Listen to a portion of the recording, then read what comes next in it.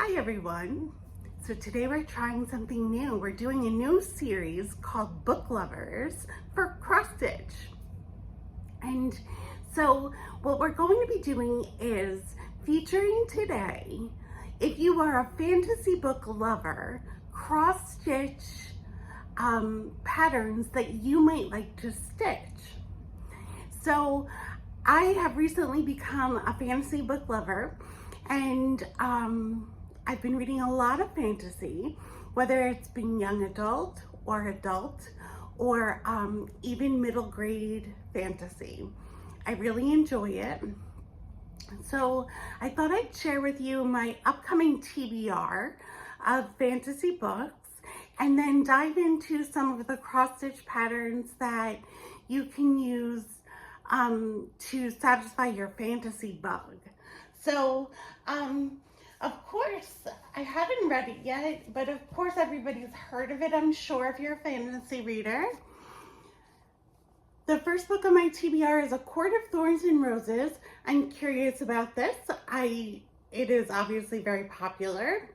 So I'm going to give it a try. I don't know if I'll like it, but I want to try it. So that's the first one. Another series that I want to start is the Nyaxia series. This is The Serpent and the Wings of Night. This is by Carissa Broadbent.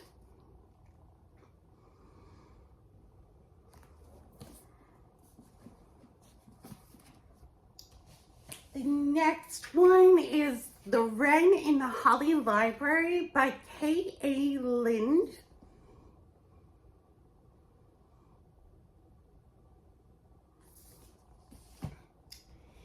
Then Light Lark, the start of a series.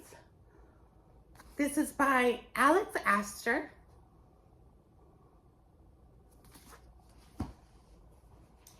Another start of a series, One Dark Window by Rachel Gillick.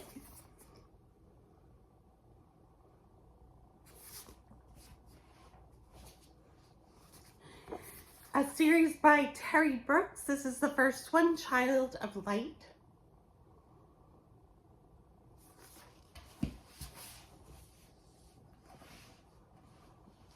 And a brand new one by Cassandra Clare called Swordcatcher. So that's my TBR of fantasy books that I'd like to read soon.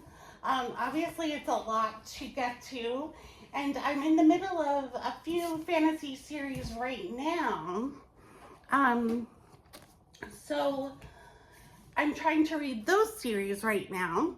One of those is the Caraval series by Stephanie Garber. I read the first one, Caraval, and I'm up to the second one, Legendary. I started this series, Emily Wilde. Emily Wilde's Encyclopedia of Fairies is the first one, and I read that one. And I'm up to the second one, which is Emily Wilde's Map of the Other Worlds, I believe. Other Lands. It's either Other Worlds or Other Lands. And I recently read the trilogy, the YA trilogy, also by Stephanie Garber, Once Upon a Broken Heart, and really enjoyed that. That was wonderful. So, so that's some fantasy book loving.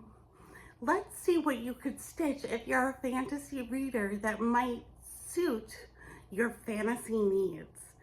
So the first one I'm going to show you is Castles in the Air, and that's by Long Dog Samplers. So as you can see, it's monochromatic. It's one of their big ones, and it's got a variety of motifs, but featuring castles, and there are some dragons at the bottom, there's some owls and some deer. It has a very fantastical feel to it. If you like big projects, which fantasy readers tend to get into series and do bigger reading projects, so you might enjoy a bigger cross-stitch project. And you might enjoy this one because it is monochromatic, which is nice. So Another thing that fantasy readers might really enjoy are fairies, fairy women, and there are a couple of designers who do this really well. The first one I'm going to show you is called Magwayen, if I'm pronouncing that correctly, and that's by Bella Filipina. Bella Filipina does a lot of fantasy type women, a lot of beautiful women, but this one really stands out. They give it a backstory, which is really nice. If you read the backstory, it tells you what she is representing and what her backstory is. So they give you even more information, and it's really nice. Another designer that does a lot of fairies is Mirabilia, and the one I'm going to show you is called Muka. I thought this one was really fantastical. The whole design really stands out. It has the little motifs and the border, and it looks like a fairyland in a dream almost. And so there are lots of just fairies from Mirabilia, and there are some mythical women, but she does a lot of fairies and fairy women. So, and another thing by Mirabilia that is very prominent is her mermaids. Mermaids are also done by Bella Filipina, but I'm going to show you the Mermaid of Atlantis by Mirabilia. I feel like this one has a very fantastical feel. A lot of detail. There's always a lot of detail in Mirabilia's. If you really enjoy fancy women, the mermaids are beautiful. And mermaids are definitely one of those fantasy creatures that is very popular. The last fancy fairy lady designer that I want to feature is Joan Elliott. And the one I'm going to show you is Woodland Goddess. Woodland Goddess is part of a series of goddesses. There are others in the series that are beautiful. This one I just felt attracted to. It stood out to me. She does lots of fairy ladies and some other fantasy related designs. Joan Elliott is a wonderful designer to check out if you really like fantasy. So those are the fairy ladies, the fantasy ladies, and the designers that go with them. The next thing I'm going to show you is something called Winged Dreams by Barbara Anna Designs. Barbara Anna does a series of women dreaming, and it's the head of a woman, and it has all kinds of motifs. There's usually a theme to each design, but it's a series of dreaming designs.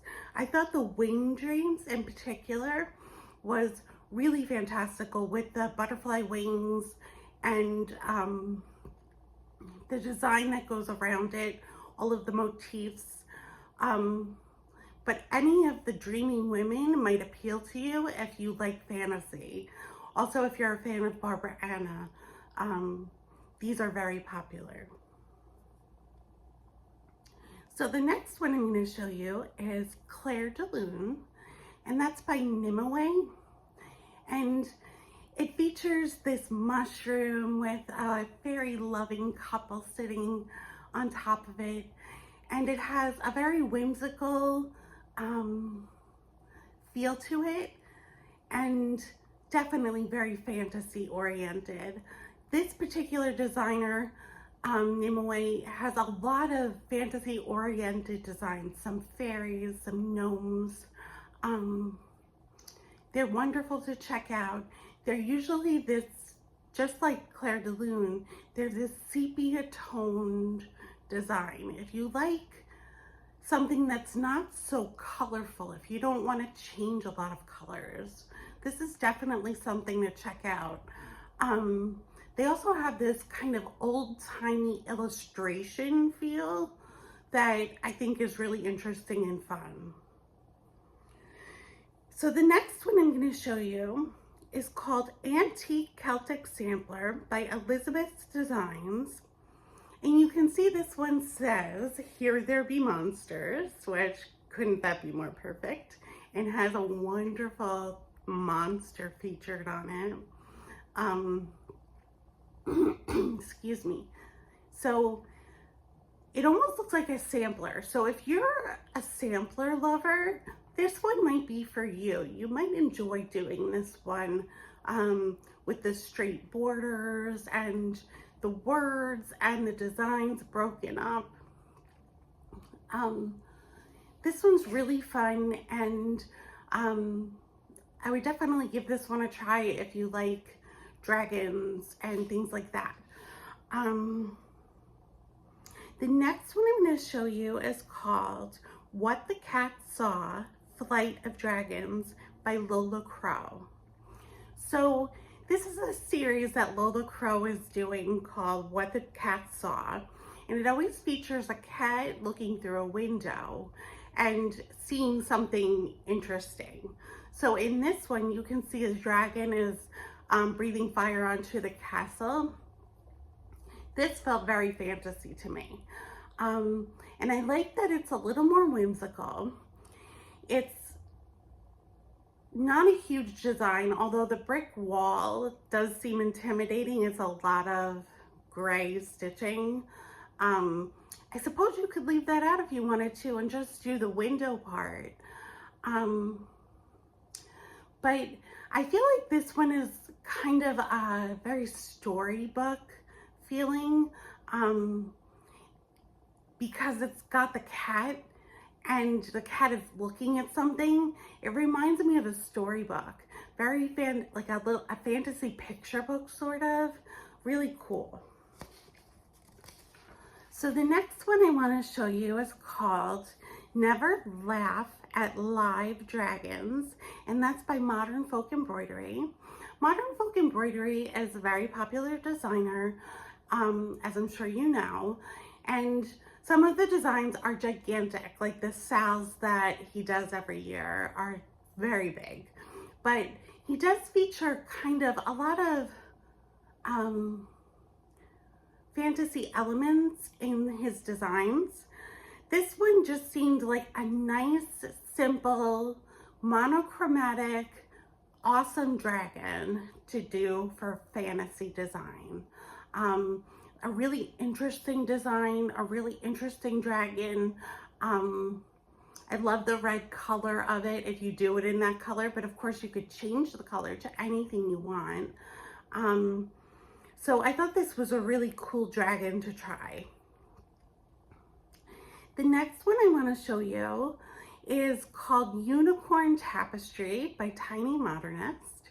This has a very medieval fantasy feel with the unicorns and all of the greenery and design around it. It's like a garden around the whole thing.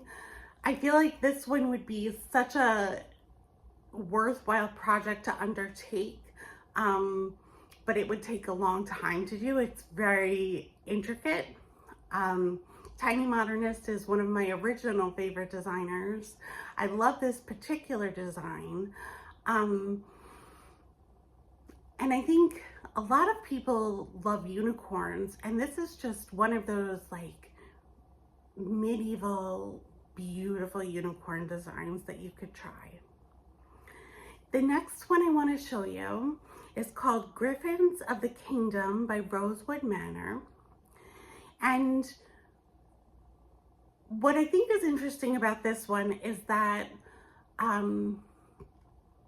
not only does it feature griffins, which are such a cool fantasy mythical creature, they're just neat looking. I love the design of them.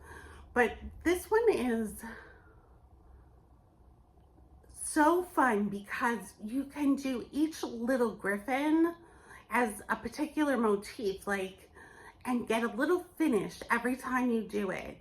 So if you're the kind of stitcher that really likes having immediate gratification, every time you stitch a griffin, you'll feel really good because you get like a little mini finish as you stitch it. So I think this one is really enjoyable. Also nice that it's mostly 1 or 2 colors and not too much trouble. It would probably make a really nice travel project. The next one that I want to show you is kind of a departure. It's Quirky Quaker's Mythical Creatures by Darling and Whimsy Designs. If you're a Quirky Quaker fan, you'll know about these already.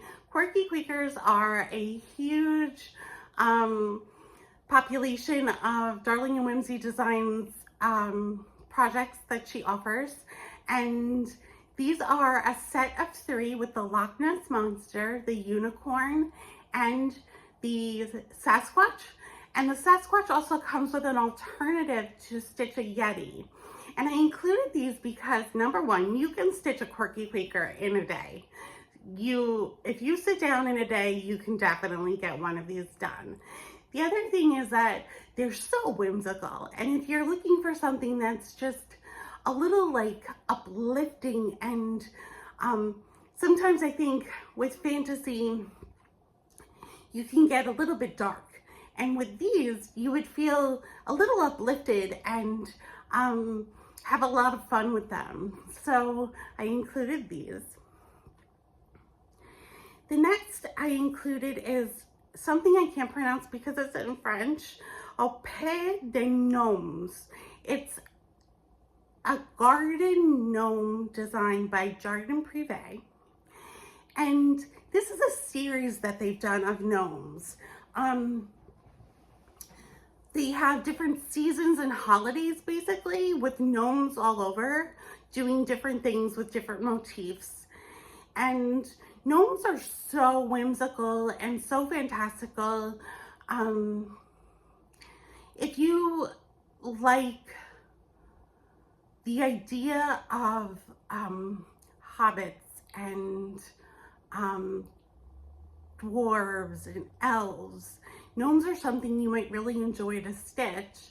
And Jardin Privé does such a good job with their projects. They're really fun. So this series might be one you might want to try out. The last 2 patterns I'm including in this list are full coverage.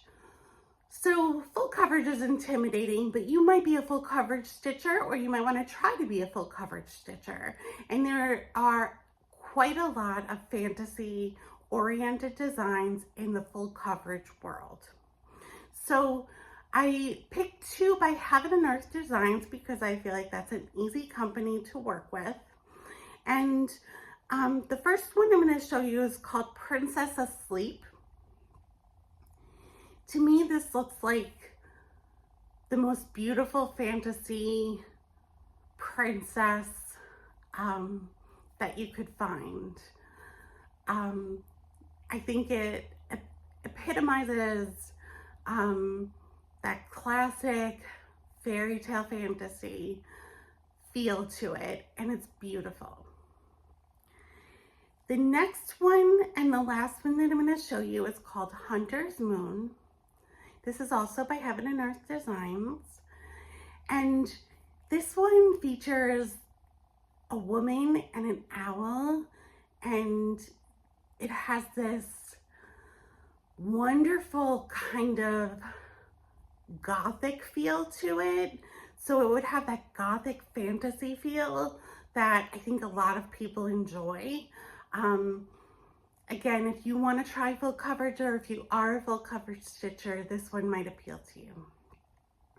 So those are some fantasy-oriented cross-stitch projects that you might enjoy if you are a fantasy book lover. I like to combine hobbies, and this is a fun way to do it.